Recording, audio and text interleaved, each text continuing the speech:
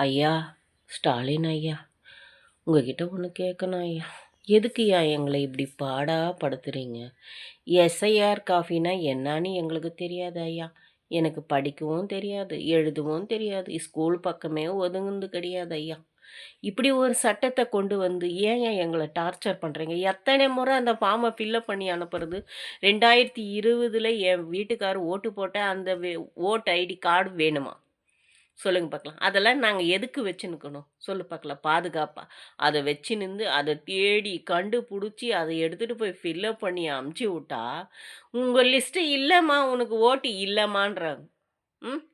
என்னய்யா பாவம் பண்ணோம்? நாங்க ஏழையா பொறந்தது தப்பா? ஹாயா நீ ஏசில உட்காந்துக்கின்னு, நீ ஒரு சட்டத்த போடுவ. அந்த சட்டத்துக்கு நாங்க தான் ஏழைங்க தான் கிடைச்சோமா உனக்கு?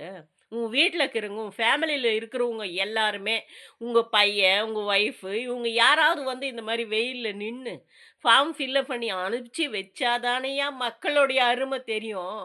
சொல்லு பார்க்கலாம். என்னய்யா பாவம் பண்ணோம் ஸ்டாலின் ஐயா? ஏன்யா இப்படி படுத்துறீங்க எங்கள? அ சொல்லு பார்க்கலாம். நாங்க என்ன கால் பந்தா? கால்ல ஒச்சு ஒச்சு தள்ளுவீங்களா? சொல்லு பார்க்கலாம்.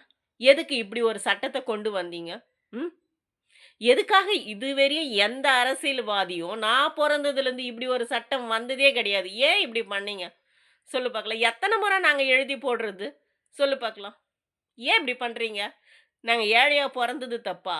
எதுக்கு எங்கள இப்படி இப்படி டார்ச்சர் பண்றீங்க? வெயில்ல நாங்க நின்னு நாங்க ஓட்டு ஃபில்லப் பண்ணி அமுச்சு விட்டு 100 கேள்வி.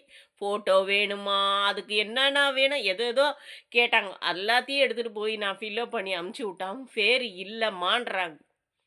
சொல்லு பார்க்கலாம். அப்ப நாங்க எனக்கு ஓட்டே வேணாம். தயவுசெய்து நான் யாருக்குமே ஓட்டு போட